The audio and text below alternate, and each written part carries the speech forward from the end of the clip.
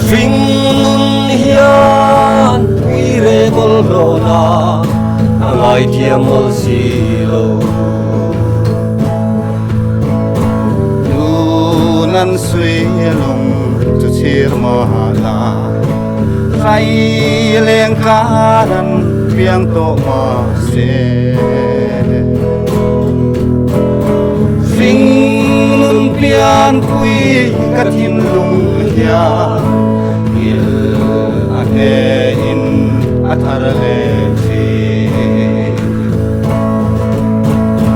kan tiama sui nghe in tiang lo in chen ni ma se ka sing hia ui re bol lona lai tiam mo si lo mal sum na o fanau ru chan ring don iriang luai ma se kwale mai zara in lai dam den kadon sok fi kan tiama tut sui nge in tiang lo in chen ni ma se Kasing hiyan ui re bolrona angai tiamol silo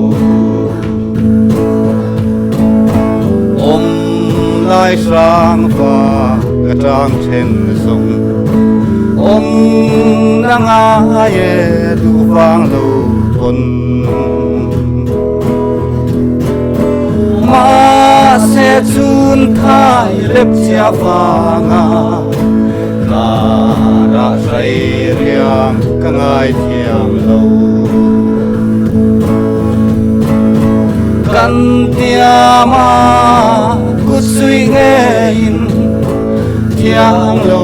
in chen ni ma se ka sing hia ui ve bol lona angai thiam bol si lo